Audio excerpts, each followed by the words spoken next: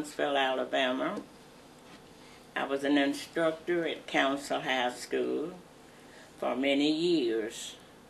I entered Councill High School working there in 1957.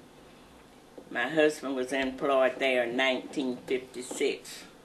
We both had worked for many years at Trinity High School in Athens, and we needed to come home.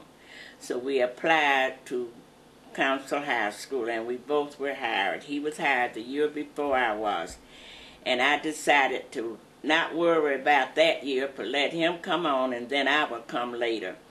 In other words, he was paving the way for me. So we enjoyed the work that we did there. He loved his children, I love my children, and I still say that they are my children. Sometimes I refer to myself as the old lady in the shoes. With so many children, she didn't know what to do, but I know what to do with mine. I love all of them. Then I also say I live in a house by the side of the road. Usually I tell my friends, if my garage door's up, you're welcome. If it's down, then I'm either away or I'm asleep. So please regard that. But I had many happy years at Councill. Mr. and Mrs. Fields was there. He was the principal at that time. I worked first as a business teacher. Then after 2 years of that, Mrs. Fancher, who was a librarian at that time, husband worked in Nashville, and she transferred to Nashville, so I went down to the library. That was my minor in college. So I was happy to be able to get a chance to work there. So I stayed there until integration. Many, many stories were told by many, many people in that room. And I think that we were able to survive and live as a result of stories that were told by the students and by the faculty. So how did you feel about integration? Did it affect you any? The integration? Yes, ma'am. Oh, first it hurt my heart, because I felt like we had our children under very, very good control. When you left your home in the mornings, you came to our home, which was Councill High School, and we became your mothers, and we became your fathers. So we had our children under good control, and that was the only thing that worried me about them, is that they were going somewhere where they were not going to be loved, and they would have to make a way for themselves without anyone telling them which road to take and which road not to take. I found out that integration helped, and yet it did not help. I remember the day that the children from Councill went over to Huntsville High, and they came back, and they were so excited because they found out that Huntsville High had carpet on their floor. And they said, "Oh, Miss Roper, we don't have any carpet on this floor. We don't do this and we don't do that." I said, "So? What good is the carpet? Is that your teacher, or is that what you're trying to tell me? Is that the person you're learning from? Is that carpet?" "Oh, you don't understand," they said. I said, "Oh, yes, I understand. You are the one that don't understand." So we had our battles, and after a week, the integration really started. And I remember Carl Blackburn said to me, "Mrs. Roper, what do you think about my going to Huntsville High?" And I said, "Carl, I don't think much of anything if you're going to Huntsville High if you aren't going to do your work." He said, "You think I'll be able to make it?" I said, "You can make it anywhere you want to if you would do your work. The only thing about it, Mr. Roper was the first person to go to Huntsville High School to work as a black instructor. he was the first one hired.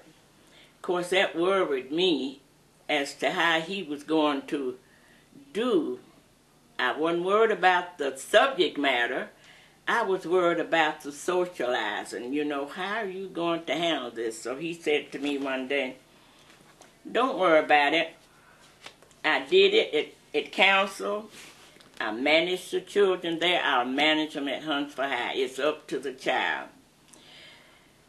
Very soon, it was almost Christmas time, and I'll never forget this.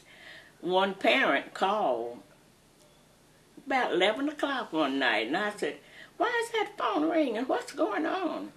And he said, I don't know, let me see.